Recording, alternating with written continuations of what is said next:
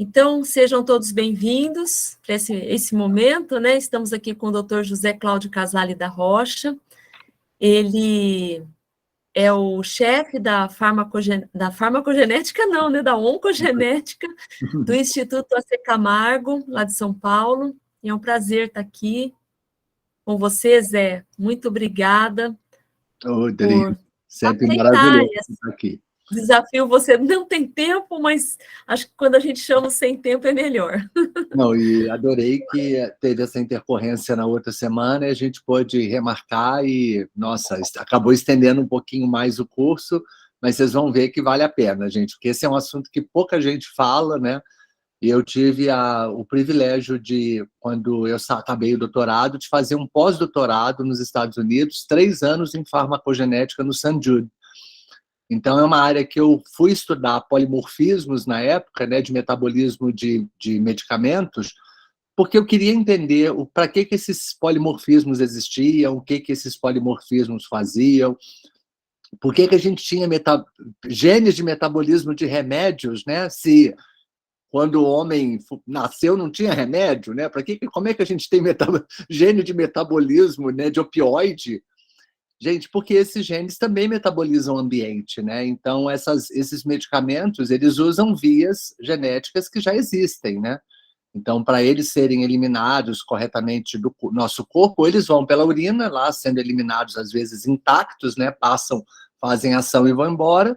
Ou eles dependem do metabolismo hepático, eles dependem também do transporte, da absorção do intestino. Então, todo esse transporte, né? Desde a hora que você ingere ou injeta, né, ou faz subcutâneo ou sublingual um medicamento até o local de ação, e depois, para você eliminar aquele composto, está dentro desse conceito de farmacogenética. Isso é muito importante porque, obviamente, tem pessoas que metabolizam mais e outras que metabolizam menos. Então, eu naquela época, né, você vê, foi 2003, eu fui fazer farmacogenética. Eu tenho uma amiga que essa semana falou que eu devo ter nascido de 6 meses, viu, Dri? Eu adorei. Porque eu estou sempre na frente, né? Fazer oncogenética em 1998, fazer um departamento de oncogenética em 2000 no AC Camargo, há 22 anos, e trabalhar com farmacogenética desde 2003, né? E agora a gente indo com a Adri nessa canoa aí para epigenética, práticas integrativas, né?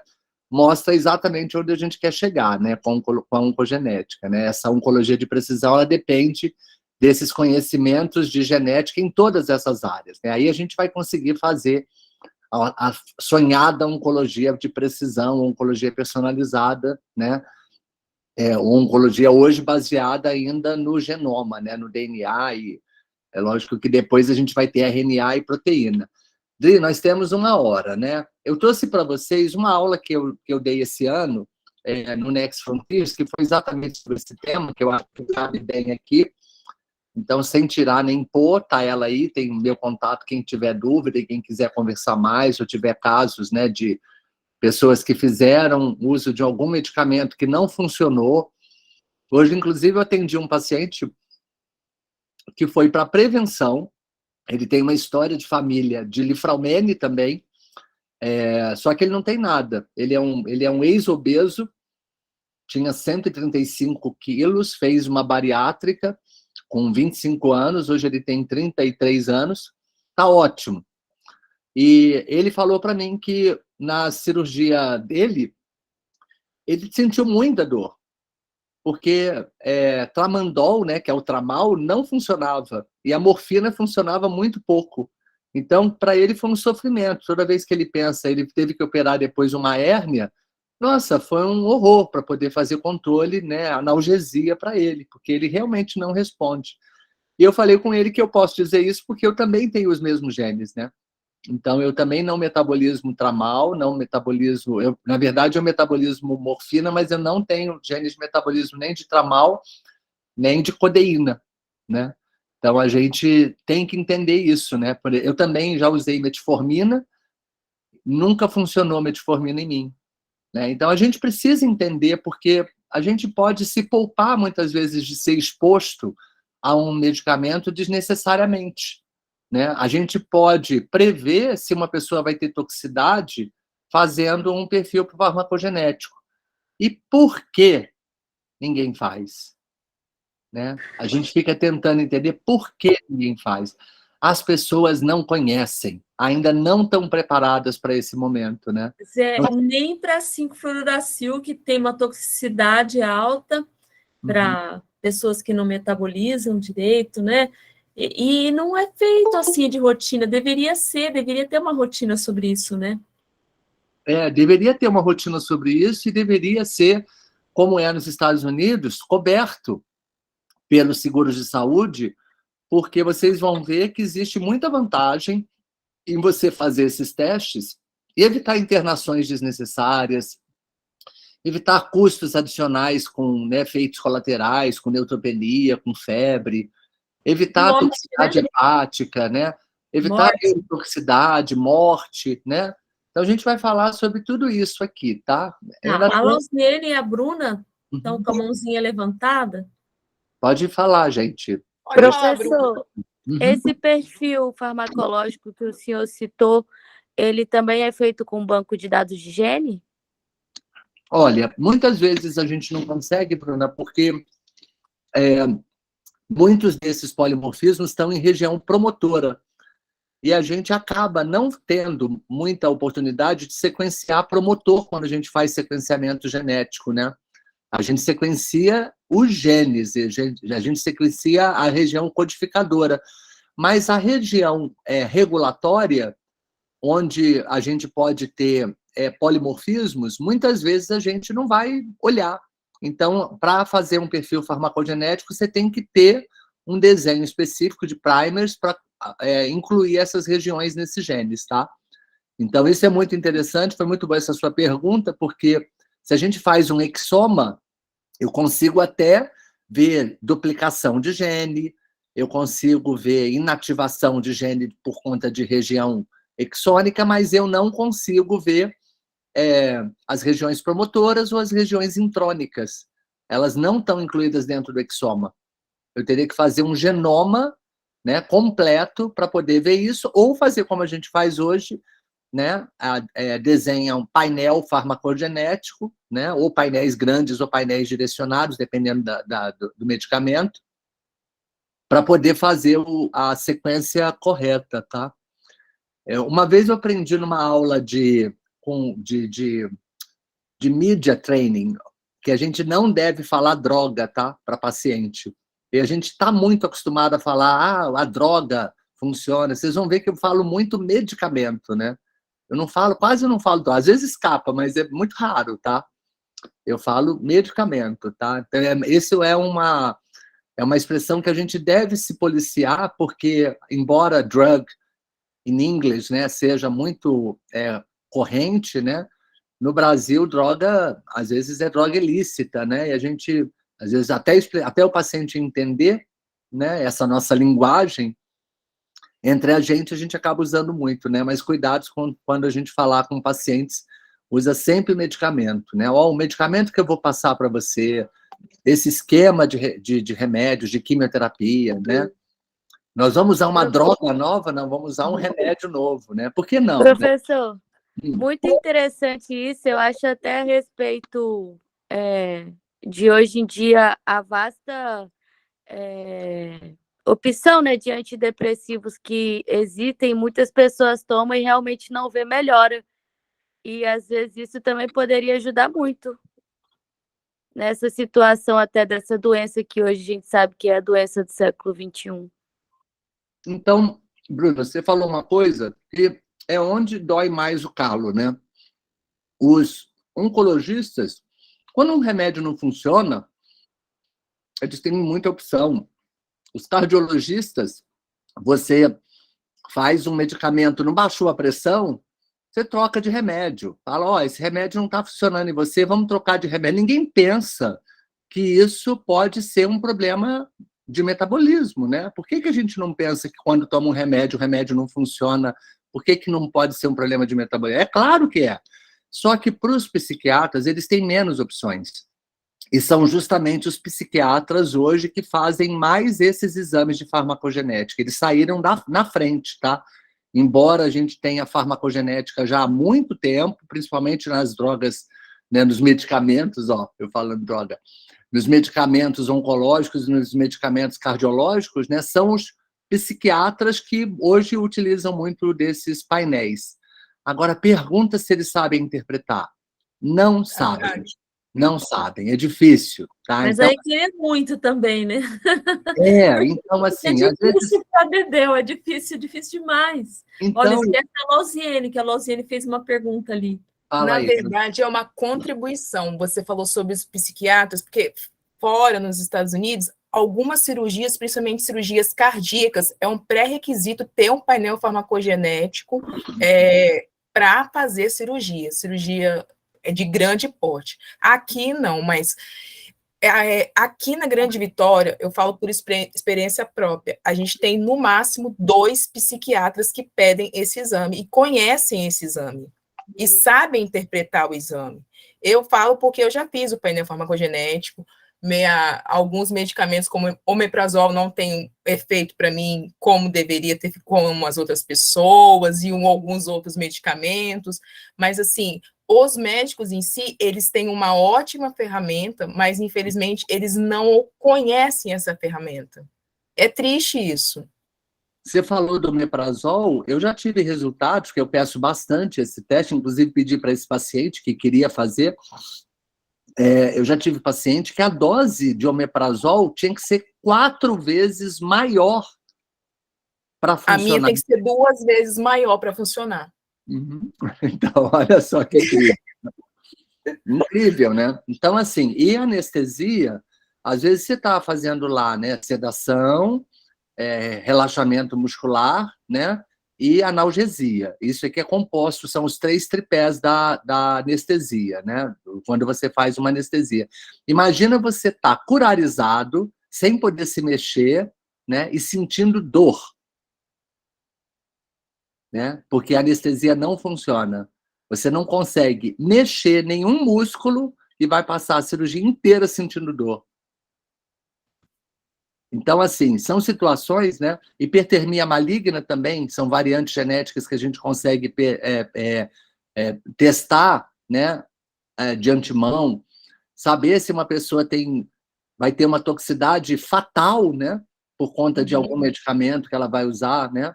Então, eu fui para o St. Jude exatamente para fazer um pós-doc em farmacogenética com uma das pessoas mais importantes do mundo, que é a Mary Relling, e ela tinha colaboração com Chicago, tem até um site dela que é o Farm GKB, Farm, P-H-A-R-M, né, Farm, JKB, GKB, e nesse você consegue colocar qualquer medicamento, saber quais são as vias, olhar até as vias genéticas, eles têm quadros, têm desenhos esquemáticos, é bem interessante, tá?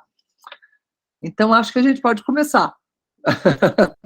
Depois dessa breve introdução. Próximo, Dri. Então, gente, esse é um slide que eu uso para mostrar a diversidade populacional, né? Mas a nossa diversidade populacional, ela inclui essa diversidade de resposta aos tratamentos, né? Então, cada um pode responder de um jeito, né? E seria tão bom se a gente pudesse ter igual uma sintonia de rádio, definir a dose certa para cada pessoa, né? Próximo. Próximo, Dri. Então, a resposta aos fármacos, né? Ela varia em cada pessoa e ela vai determinar praticamente tudo isso, né? A gente falou da eficácia, a gente falou das reações adversas, mas imagina você usar 2 medicamentos que usam a mesma enzima, né? Então, você fazer tamoxifeno com um antidepressivo, né? E aí? Eles vão usar a CYP2D6, qual que vai ser metabolizado? Nenhum dos 2, né? Você vai prejudicar o metabolismo dos 2 medicamentos. E é o do cigarro ainda, CYP2D6, ou Zé? Então, você está vendo? A gente ainda tem efeitos ainda do ambiente, né? Por isso que o ambiente também é tão importante, né? Então, os farmacêuticos, eles falam muito de interação medicamentosa, né? Você vai ver, isso é bom, eu leio, do jeito que a gente lê rótulo de alimento, né? A gente acostuma a ler rótulo de alimento para saber se é farinha de trigo integral, se é, né, se tem conservante, né, o que tem naquele alimento. Você quer também saber qual é a via enzimática de cada remédio que a gente usa, né? Tem alguns medicamentos, como eu falei, que vão ser eliminados pela urina, né, e dependem só da função renal. Aí a idade, né, a clearance renal é que vai influenciar. Mas esses medicamentos que dependem principalmente das enzimas hepáticas, eles podem ser afetados por doenças do fígado, né, cirrose, né, mas podem, numa pessoa completamente normal, sem nenhuma doença hepática, ser afetado porque essa pessoa nasceu com uma variante genética, né, num desses genes de biometabolismo dessa via, né, que tanto de ativação quanto de inativação do medicamento. E a interação, às vezes, de dois medicamentos é quase como, sabe aquela brincadeira das cadeiras, que você tem, sempre sobra um, né? Então, você tira uma cadeira e aí vai tirando as pessoas. Quem sobrou vai embora, né? Então, são dois querendo sentar na mesma cadeira. Tá? São dois medicamentos tentando passar, né, duas chaves para a mesma fechadura. Né? Como é que você vai botar duas chaves na mesma fechadura? Não tem como, né? E afeta também, lógico, a segurança, né? Hoje a gente fala em segurança em instituição, né? Semana da segurança do paciente, né? Eu nunca vi, nem no AC Camargo, alguém falar de segurança farmacológica entrando nesse assunto da farmacogenética, né? Então, esse é um dos meus objetivos dentro da AC também, que é começar a introduzir esse ponto, né, da farmacogenética.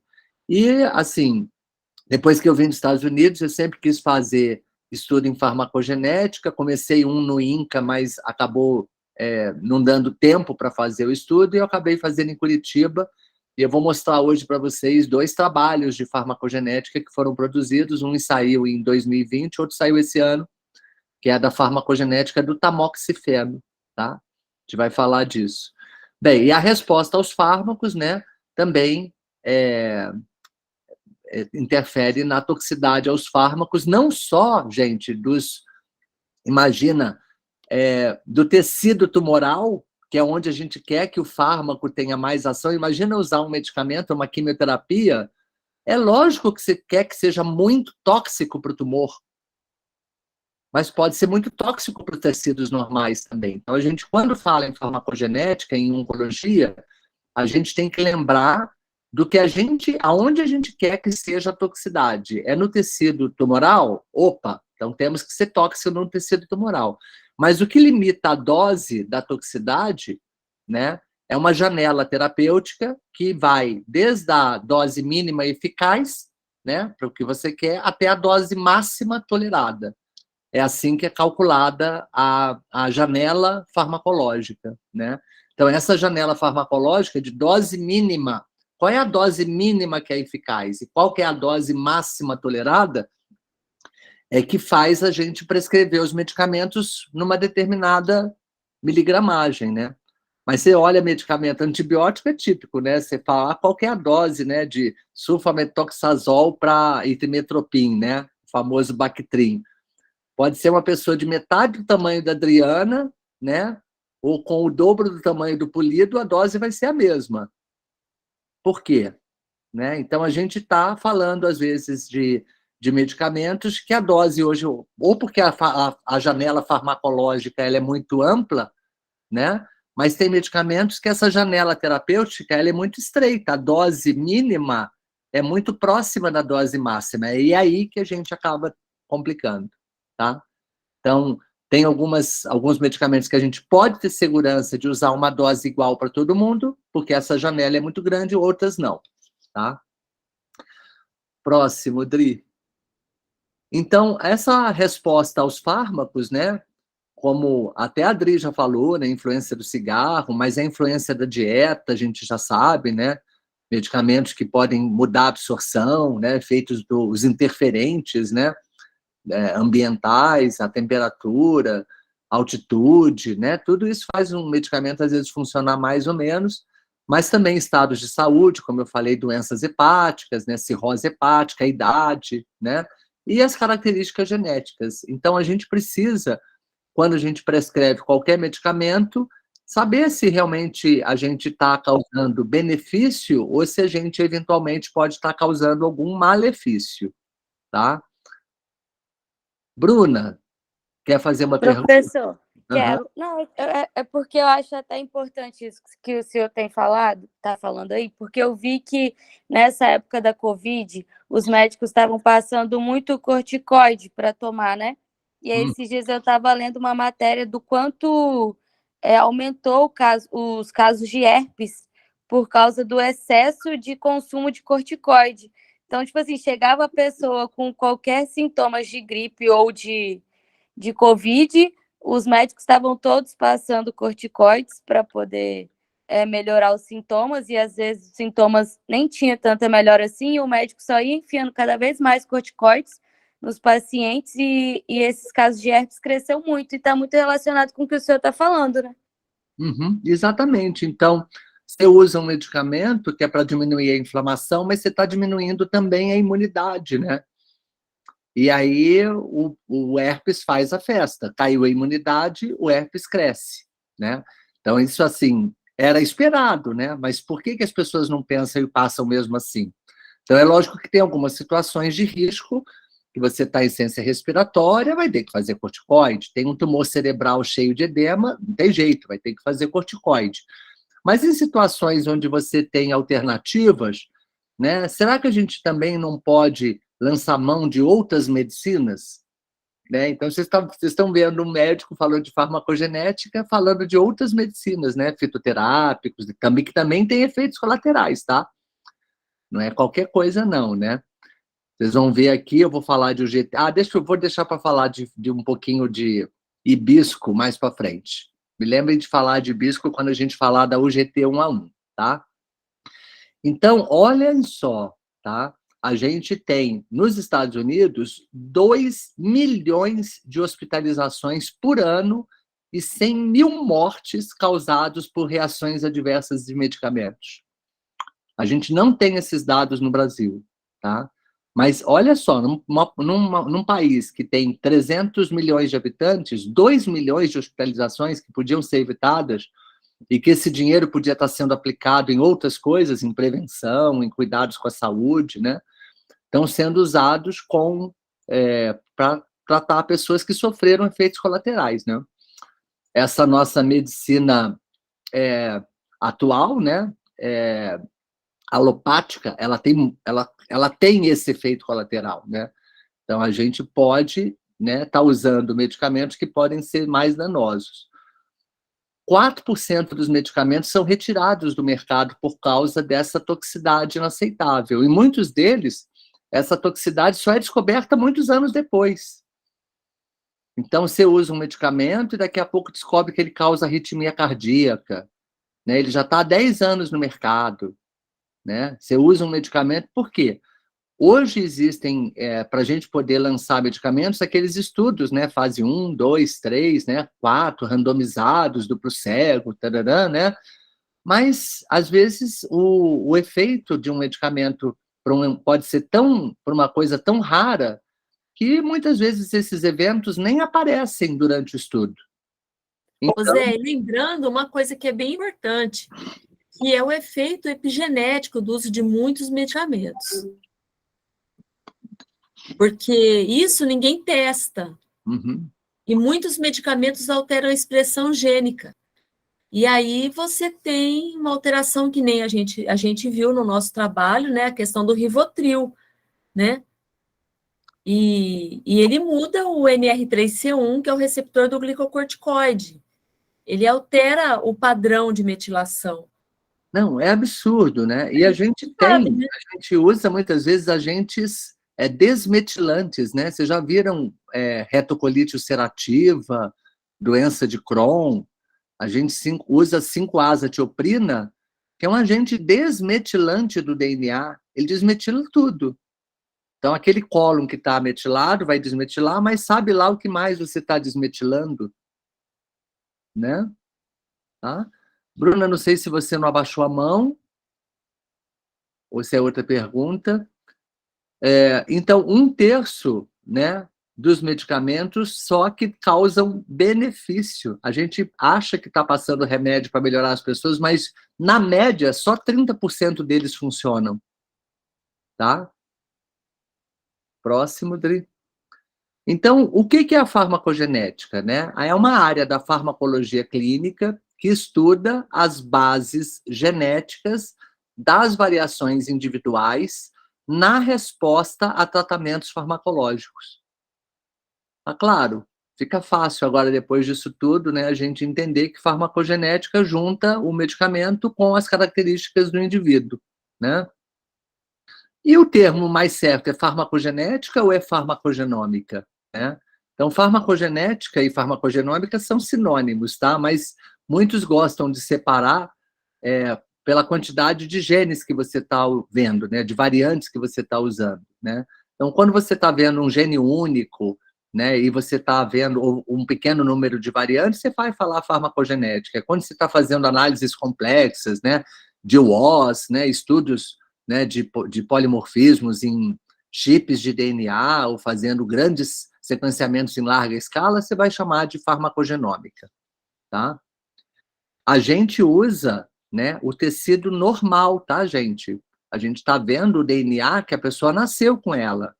Então, a farmacogenética, ela também é herdada, ela passa de pai para filho. Se uma pessoa tem um metabolismo baixo para codeína, ele pode estar passando isso para o filho também. Então, perguntem na família também sobre a resposta de fármacos dos seus pais. Perguntem para os seus tios, para os seus primos, né? Pode ser um fator importante. Se alguém teve alguma reação adversa muito grande, esse traço pode estar em outras pessoas, né? Nós estamos falando de farmacogenética.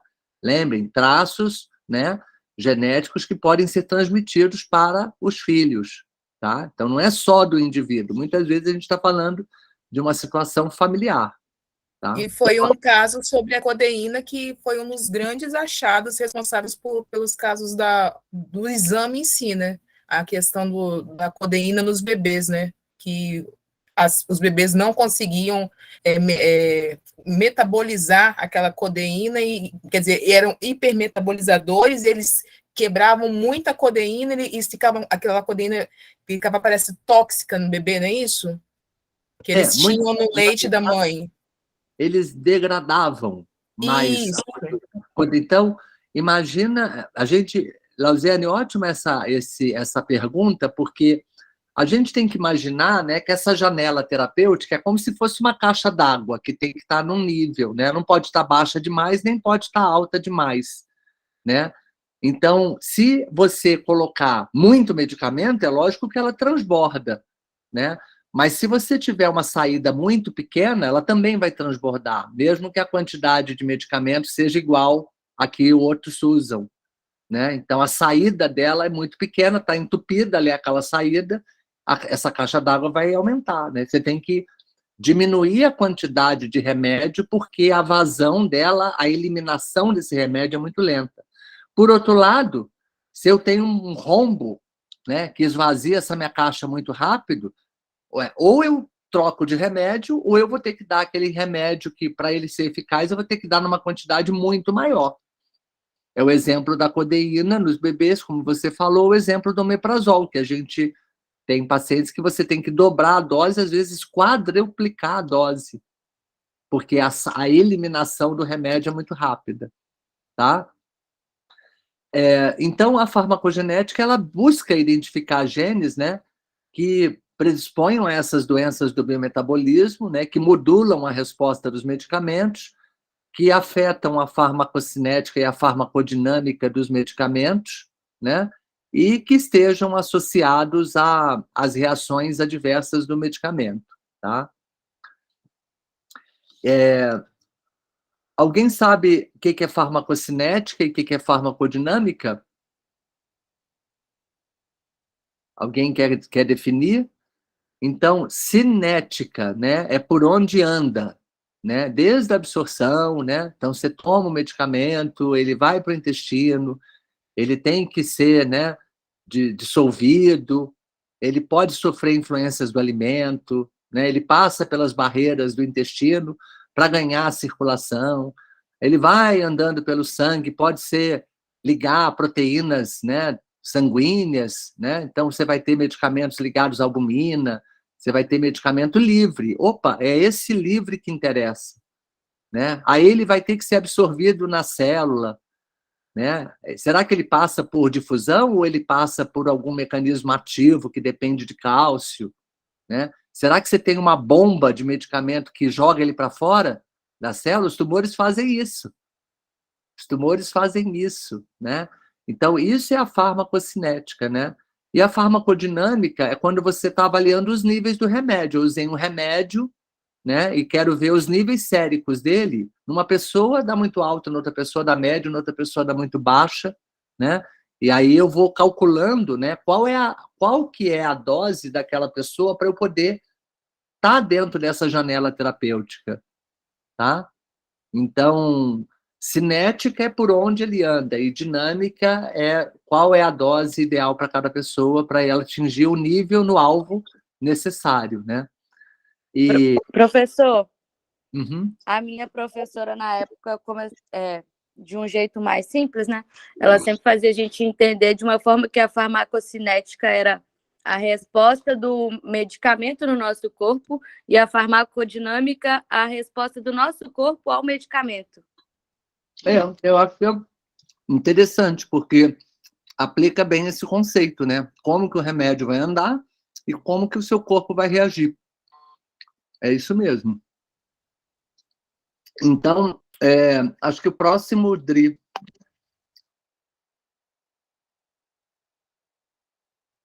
Então, próximo slide, Dri. Então, olha só, né? Isso são dados americanos, né? De dados de eficácia. O quanto que os medicamentos, né, são eficazes, né? Os inibidores de COX são eficazes em 80% das pessoas, os remédios de asma funcionam em 60%, né? Mas aí você vê que diabetes, 60%, né? Então a gente tem artrite reumatoide, 50%, esquizofrenia, 60%. Olha só, gente, como que muda, né? Como é que a gente prescreve um medicamento com essa taxa de eficácia, né? A gente fica achando que é 100%, 90% vai ser eficaz, mas não, é muito menos do que isso, né? Aqui nós estamos falando de eficácia, né? Próximo, Dri. Então, esses polimorfismos genéticos que são responsáveis pelas variantes genéticas que mudam a atividade dessas enzimas, né? Elas são muito comuns, são os polimorfismos que vocês já conhecem, né? 90%, 99% do nosso DNA é idêntico, mas o que nos diferencia são as variantes genéticas, né? Que fazem o cabelo ser de cor diferente, o olho, né? O comportamento, mas também as enzimas e como você lida com o ambiente.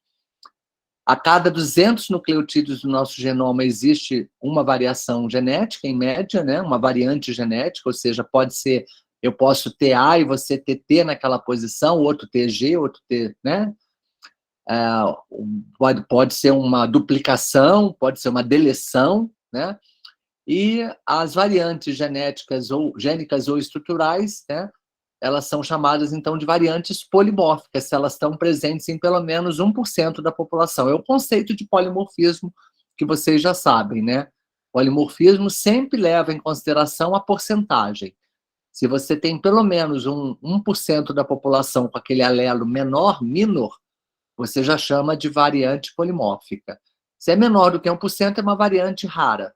E pode ser até uma ultra rara, quando ela é muito, muito, muito rara, tá? A maioria desses SNPs, né, desses single nucleotide polymorphisms, desses polimorfismos de nucleotídeo único, ela ocorre nas regiões intergênicas e intrônicas, né? E muitas delas são sinônimas. Vocês se lembram o que é uma mutação ou uma variante sinônima? Quem sabe o que é uma variante sinônima? Lembram? Uma variante sinônima. Eu mudo o nucleotídeo, mas eu não mudo o aminoácido, né? E como é que uma variante sinônima pode ser patogênica? Ela pode ser patogênica, por exemplo, tudo bem. Aquela troca de nucleotídeo pode até não estar mudando na nossa tabela lá de aminoácidos, o aminoácido, né? É metionina, vai continuar metionina, é glicina, vai continuar glicina. Mas ela pode afetar a estabilidade do RNA. Então, às vezes, um polimorfismo sinônimo, ele pode ter menos expressão no gene. Ele pode causar uma menor expressão genética, tá? Então, é muito complexo, né? A gente realmente ainda está patinando nisso, nós estamos ainda, né, no passo a passo ainda de entender todas essas variantes, principalmente quando a gente quer combinar essas variantes, às vezes, num único exame. Então, hoje a gente vê vias metabólicas, né? A gente sabe de alguns polimorfismos que são importantes para o biometabolismo, mas entender a interação desses, né? Do jeito que a gente fala de interação de medicamento com outro medicamento, entender a interação gene-gene, a interação gene-ambiente, ainda falta muita coisa pela frente. Tá? A gente vai entender isso com a expressão gênica e com a proteômica, né? E aquilo que eu falei, eu não sei se foi, quem foi que perguntou, mas as variantes nas regiões codificantes em promotores podem também afetar a expressão, né, de um gene ou da proteína, fazendo com que algumas pessoas sejam mais sensíveis do que outras, né? Lembra, gente, que aqui a gente está falando, né, de variantes polimórficas, não são aquelas variantes que a gente viu lá das síndromes de câncer hereditário. Lembra que a gente diferenciou predisposição de suscetibilidade. Quando a gente estava falando das síndromes de câncer hereditário, a gente estava falando em predisposição. Aqui a gente está falando em sensibilidade, suscetibilidade. Eu sou mais suscetível. Então, você não fala, eu sou predisposto a ter uma reação adversa. Não. Eu sou mais suscetível a ter uma reação adversa. Tá? Próximo. Então, como um fármaco atua, né? Eu vou um pouquinho mais rápido, tá, gente? Para a gente chegar nos exemplos, né? A gente tem as proteínas que são carreadoras, as transportadoras e as enzimas que são de biometabolismo, né? E essas proteínas, né, que podem ser polimórficas, esses genes que podem ser polimórficos e produzir proteínas com atividades diferentes, elas podem determinar uma maior ou uma menor absorção, uma menor ou uma menor distribuição, uma maior ou uma menor excreção, né? Lembra, desde a entrada até chegar no sítio de ação para você ter a resposta que você quer. Todo esse caminho o medicamento tem que fazer, tá? Próximo, Dri. Então, as enzimas do biometabolismo, elas são divididas em dois grupos, as enzimas de fase 1 e as enzimas de fase 2. Geralmente, as enzimas de fase 1 são ativadoras. Quando eu olho isso, Dri, eu lembro da nossa amiga Nívia. Meu Deus, aprendemos isso com a Nívia, né? A Nívia sempre trabalhou com enzimas de biometabolismo, sempre trabalhou com efeito genotóxico do ambiente, né? Dos compostos que são genotóxicos, dos adutos de DNA, né? E foi uma experiência, né? Foi a partir daí que eu fui fazer a farmacogenética, estimulado por essa nossa amiga. E ela foi minha professora de iniciação científica, minha orientadora. Então, fica aqui uma homenagem para nossa amiga. As enzimas de fase 1, aqui alguns exemplos, né? As CYPs, as DPDs, né? As esterases, que são responsáveis pela oxidação, redução, hidrólise e descarboxilação, né, dos medicamentos. Geralmente, eles ativam, né, mas podem também inativar. E, uma vez o fármaco, né, formando metabólitos, tem as enzimas de fase 2, que são aquelas enzimas que vão conjugar, né, são as NATs, a TPMT, as GST, as glutationas, né, S-transferases, né? As UGTs, que vão, com esses metabólitos ativos, aí sim eliminar pelo fígado, né? E saindo na bile e nas fezes todos os medicamentos e os compostos que são metabolizados pelo fígado. Essas enzimas, próximo, Dri, né? Aqui é a representação no nosso fígado, né? Das enzimas de fase 1 e de fase 2, né? A maior parte delas são CYPs, né? Vocês estão vendo aqui nas de fase 1, e nas de fase 2, as UGTs são muito importantes, então isso daqui é a expressão dessas proteínas no nosso fígado, né? Mostrando que a gente tem muito mais coisas do ambiente hoje, que a gente precisa dessas enzimas, do que só os medicamentos, né? Então, o ambiente, né? Quando você come uma coisa, às vezes passa mal, né? Às vezes não é só o efeito, né, do alimento, às vezes é o conservante, às vezes é o corante que está ali dentro, que também vai passar por esses metabolismos, né? Próximo.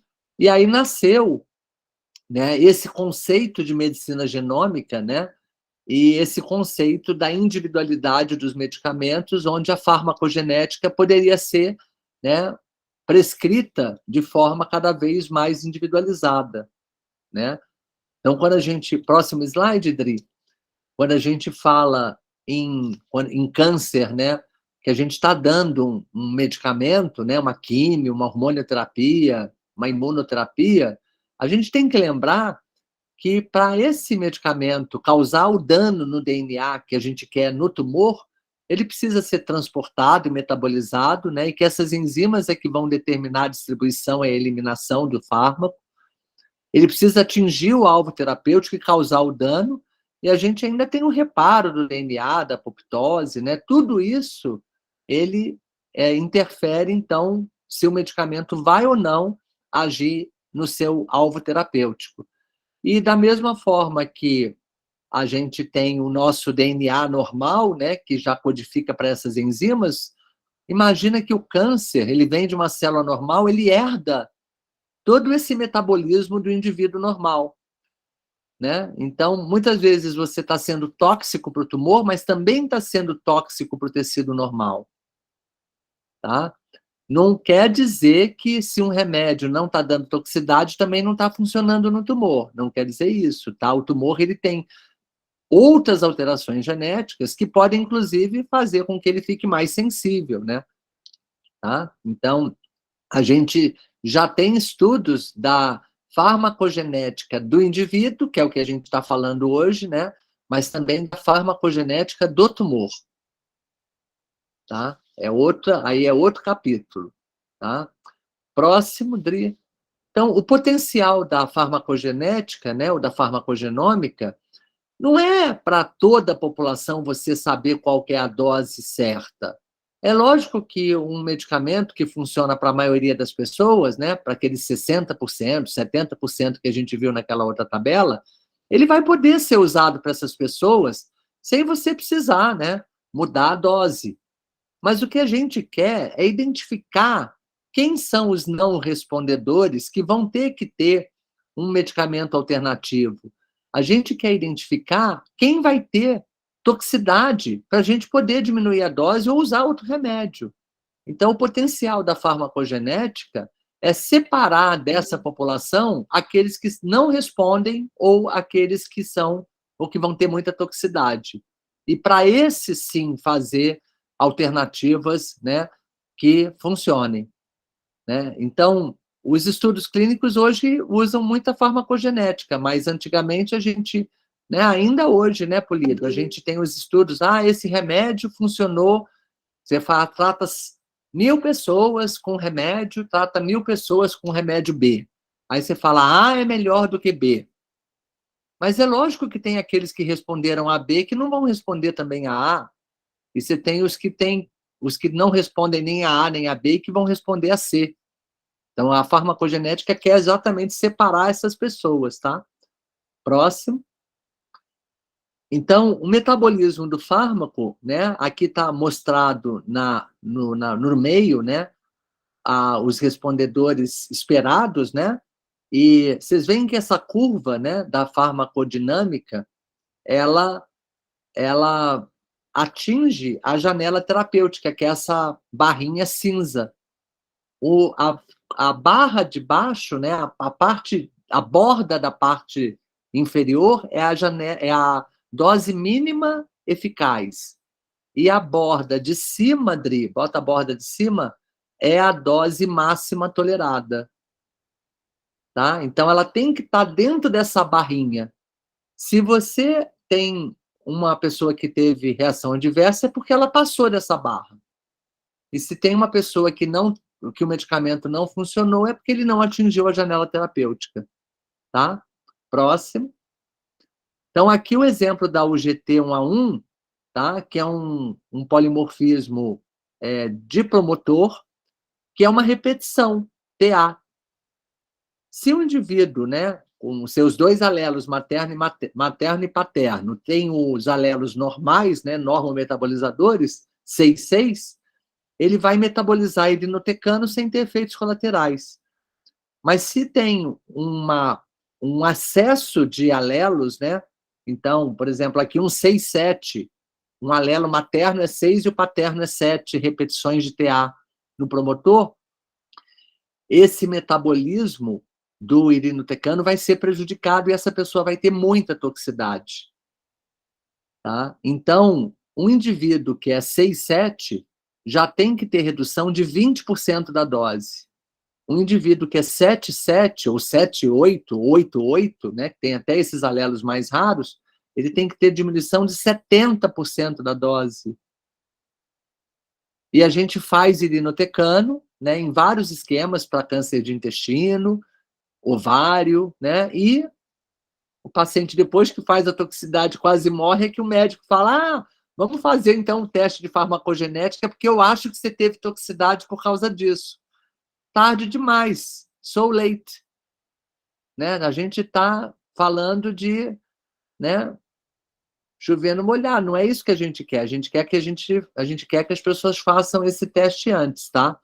Esse gene UGT1A1 é o mesmo que metaboliza o hibisco, o chá de hibisco, tá? Então, pacientes que estão fazendo uso de irinotecano estão proibidos de usar hibisco. E nenhum médico fala isso para o seu paciente. É muito comum, né? E é um chazinho, hein? Ou o médico fala assim, não pode tomar chá nenhum. Na dúvida, não toma. Né? Então, assim, vai pesquisar, vai estudar sobre fitoterapia, vai ver qual que é o metabolismo de cada, né, chá, ou manda para alguém que sabe, né? Um farmacêutico vai poder te responder que chá essa pessoa pode usar. Então, próximo slide. Então, esse aqui é a CYP2, a CYP, que é o do complexo P450, né? São enzimas de fase 1, né? É uma família de genes, né? Próximo slide. Esses genes, eles são classificados em famílias e subfamílias, né? Então, a CYP1, CYP2, né? CYP3, né? Aí tem o A, tem C, tem B, né? E depois aí a subfamília, né? Então, esses genes, eles aqui alguns exemplos. A CYP1A2 metabolizando antipsicóticos, a 2C9 metabolizando varfarina, né, em indivíduos que podem ter hemorragia com varfarina, porque são baixos metabolizadores, se tem, né? E a gente sabe, por exemplo, aqui no Brasil não é comum a tal da toranja, que nos Estados Unidos é o grapefruit, né? É muito comum suco de grapefruit, né? Você vai lá, aquele suco alaranjado, né? Uma cor meio terra, né? Meio laranja, assim, um laranja escuro, né? E ele é um inibidor de CYPs, né? 3A4, 3A5. Se você usa toranja, você pode ter toxicidades acentuadas de medicamentos que utilizam essa via, tá? E a CYP2D6 aqui, ó, que metaboliza opioides, inclusive associado com dependência, né?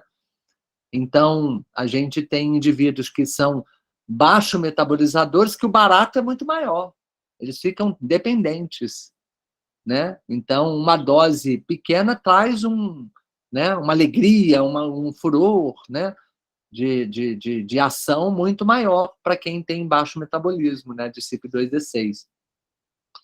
Então, assim, a gente tem hoje, próximo slide, eu vou falar um pouquinho só do trabalho para terminar, tá, gente? São poucos slides agora, mas para falar um pouco dessa CYP2D6, que já havia alguns indícios, né, esse trabalho daqui, mostrando, né, que mulheres que usavam tamoxifeno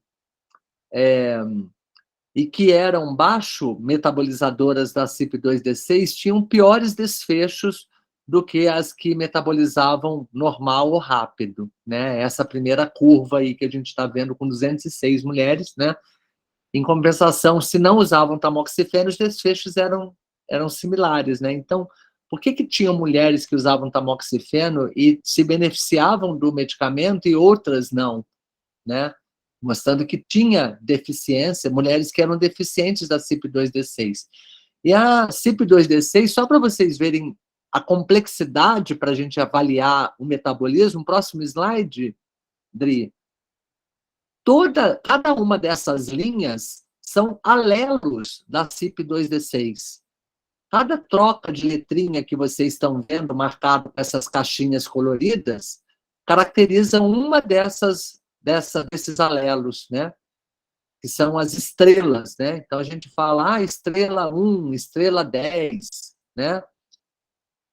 Eu lembro do Buzaide falando Star 10, né? Buzaide falando, eu acho tão bonitinho, mas é porque nos Estados Unidos eles falam Star, né? Mas aqui a gente fala, a estrela 1, né? O alelo 3, alelo 4, né? Então é a CYP2D6, que alelos são normais? Os alelos normais é o 1 e o 2.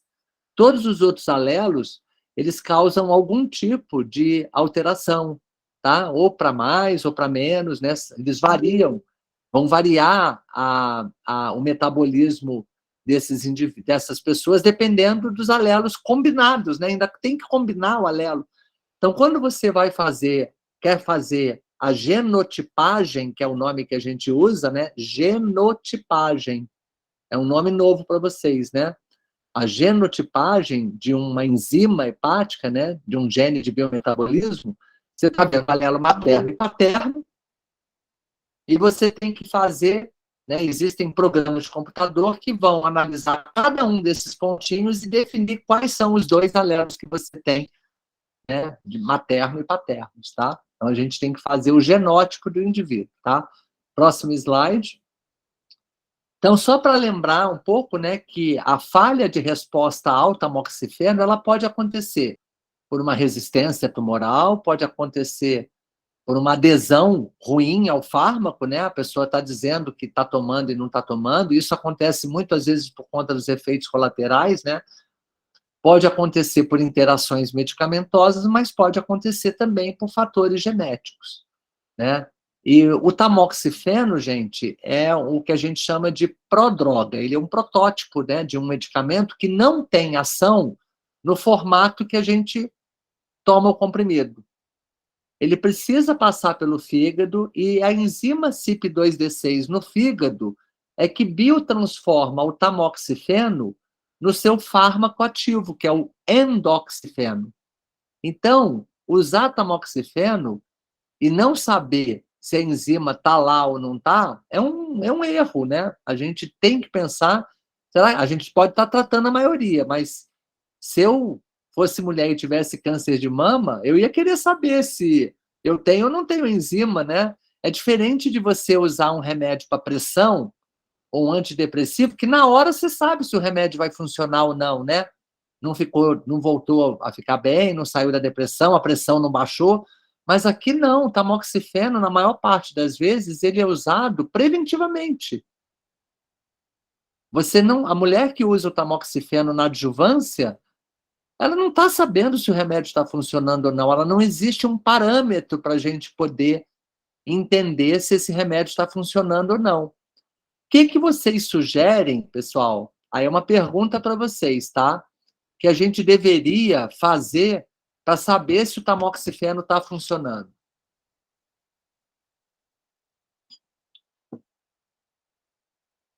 Biópsia líquida.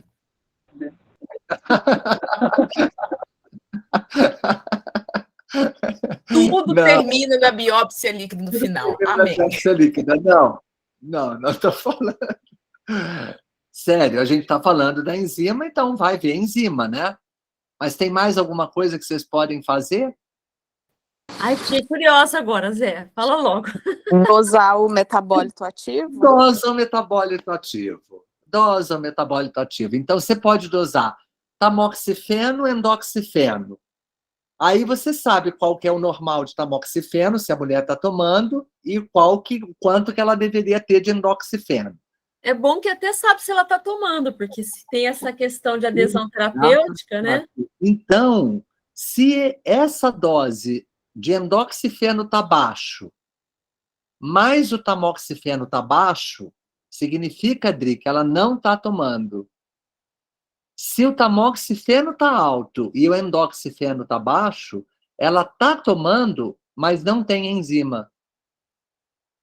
E se está tudo alto, é porque ela está tomando e ela tem enzima. Olha que bacana, a gente pode dosar tamoxifeno e endoxifeno e pode também fazer a genotipagem, coleta lá um sanguinho ou a saliva, DNA normal dela, e faz a genotipagem da CYP2D6, não é isso? Próximo slide. E aí, uma vez genotipado, a gente vai ver, dependendo da combinação dos alelos, se ela é 1,1, ela é um metabolizador extensivo, tá? Se ela tem uma duplicação do 1 ou uma duplicação do 2, ela é metabolizadora ultra rápida, tá? É ultra metabolizadora, o M, tá? Se ela é estrela 9, estrela 10, estrela 17, ela já vai ser metabolizadora intermediária, tá? Aí você combina os dois alelos e faz essa segunda tabela, que é o metabolismo da CYP final, tá? Qual é o metabolismo da sua CYP? Então, a primeira tabela mostra os alelos individualmente e a combinação deles, né? Se eu tenho um intermediário contra rápido, o que que dá? Se eu tenho o pure metabolizer, né? O metabolizador lento com ultra rápido, o que que dá? Então, essa segunda tabela, ela faz as combinações e vai te dar um score de pontos, que é o score de atividade da enzima, né? Teoricamente, né? Pela genotipagem, né? Então, isso é muito interessante. A gente fez exatamente isso, tá? Próximo slide. Então, esse já é o nosso trabalho, tá? De 2020, né? Onde a gente tinha 192 mulheres, né? Tratadas com tamoxifeno no Erasto Gärtner, estadios 1 a 4, e a gente fez a CYP2D6, dosou tamoxifeno e endoxifeno, tá? Então, nessa primeira tabelinha, onde está escrito ali CYP2D6, 26%, a gente calculou que o endoxifeno e o tamoxifeno, as dosagens de sangue dependiam, isso é cálculo matemático, tá? 26% dos níveis de remédio dependiam da enzima CYP2D6 e 47% dependiam de aderência. E a gente viu aderência em 3 meses, 6 meses e 1 ano, tá? E a gente viu que ao longo do tratamento a aderência diminui. Ô, Polido, obrigado aí pelo elogio, que bom. Então, a aderência, é bom a gente saber que a aderência é maior no primeiro ano, mas ela vai diminuindo ao longo do tempo, tá? E à medida que essa aderência vai diminuindo, as doses de tamoxifeno e endoxifeno também diminuem. Então, em cima, a gente está vendo tamoxifeno, deixa eu ver aqui, Dri, que agora é eu que não estou enxergando. Não, mas aqui tá difícil para mim agora. Fala se é tabela 1, 2, 3 ou 4. Então, ó, em cima a gente está vendo endoxifeno, e embaixo a gente está vendo tamoxifeno, tá? Então, na primeira tabela, de cima à esquerda, a gente tem lá pur. Olha a dose de endoxifeno, é baixíssima. E à medida que a gente vai aumentando os genótipos, lá até o ultrametabolizador, a dose de endoxifeno vai aumentando, porque ele começa a ser ultrametabolizador, tá? No de baixo, é o contrário. Se ele é pobre metabolizador, ele acumula tamoxifeno, a dose de tamoxifeno fica muito alta. E à medida que ele vai aumentando o metabolismo, que a curva é o que você está andando para a direita, né? Esse metabolismo vai caindo, tá? Então, esse é o primeiro trabalho que a gente mostrou que a genotipagem de CYP2D6 se correlacionava perfeitamente com os níveis de tamoxifeno e endoxifeno, tá? E aí a gente quis ver o impacto na recorrência. Será que isso tem impacto na recorrência? Aí a gente desenhou um estudo que eu fui orientador da Thais, que é a minha aluna, né, que é oncologista clínica, a Thais Almeida. Próximo slide. E nós fizemos o estudo Thais, tá? Que é o Tamoxifen Adjuvant Interferers Study. É o acrônimo do nome dela. Nossa, eu não acreditei agora. Que incrível! Em homenagem à minha aluna, a gente colocou o estudo Thais, tá? Não dá nem para Então, fazer nada com o meu nome. Fiquei triste agora, Adriana.